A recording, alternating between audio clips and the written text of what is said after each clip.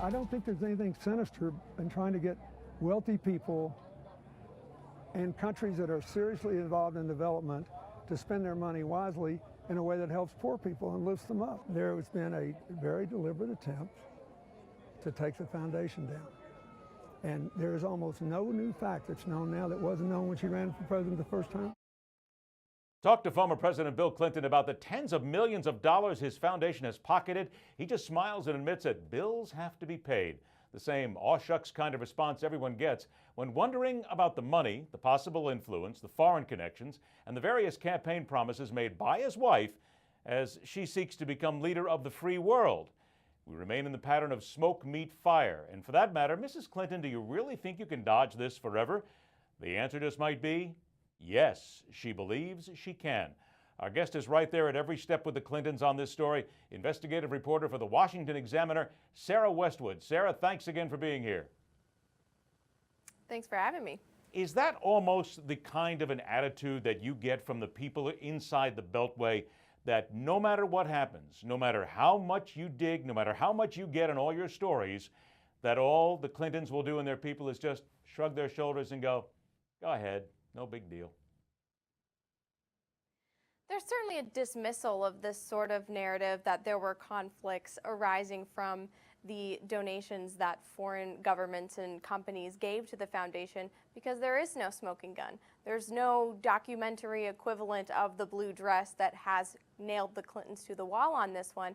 And so a lot of Hillary Clinton defenders have come out and said, because there's no hard evidence, because this is all conjecture, then this is not going to have any legs. And as you've seen by their refusal to answer any media questions, they're just hoping to ride this out in the bunker, so to speak. So then let's get to a couple of the stories that you have been following. First of all, the Clinton Foundation accepting brand new foreign donations, but wait a minute, wasn't there a campaign promise not to accept those sort of donations? Right. It's the same sort of thing you saw with the memorandum of understanding that Hillary Clinton had with the White House while she was Secretary of State. A lot of the donations at that time weren't disclosed. You're seeing that same thing happen now. The Clinton Global Initiative held an event in Marrakesh last week, and there, first of all, the event was sponsored by a phosphate exporter owned by the Moroccan government that's exploiting a disputed territory that was, in front of Hillary Clinton's desk to sort of sort that conflict out. But setting that aside, the Clinton Global Initiative drummed up a number of new projects from foreign and even government-owned entities that will presumably last for years. And if Hillary Clinton won the White House, they would be funding those projects while she was president. It sets up a whole new array of conflicts, even though Hillary Clinton promised when she ran for president that we weren't going to see this sort of thing anymore. And here's something else. You reported on this as well in the Washington Examiner. There is now a charity watchdog putting them on a watch list of philanthropies with potential problems.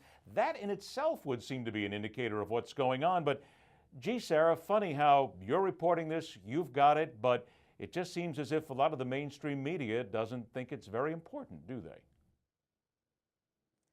Right. Again, with this lack of a smoking gun in the Peter Schweizer book, Clinton Cash, in all of the subsequent investigative reporting that has come out of it, people are dismissing this as potentially another vast right-wing conspiracy, because there isn't anything that ties the Clintons to quid pro quo actions when it came to the entities that gave to the foundation.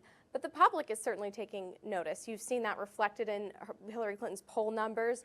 You've seen it certainly in the mainstream media. Even some of her regular defenders are starting to question not only her handling of the foundation, but her seeming refusal to walk back these new foreign donations.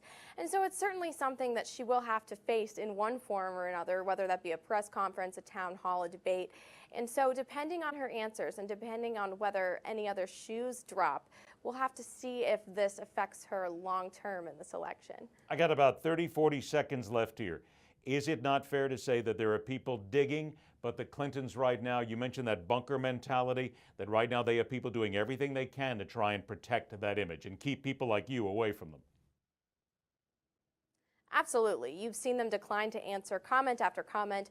You've seen her and her campaign staff come out with videos fact-checking all of their attackers, research into the foundation. You're certainly seeing them strap in for what looks to be a long campaign if these allegations are going to continue to swirl around. I have to tell everybody, I mean, when you read the Washington Examiner, you have been on top of this. You're talking about the charity watchdog here, the campaign promises.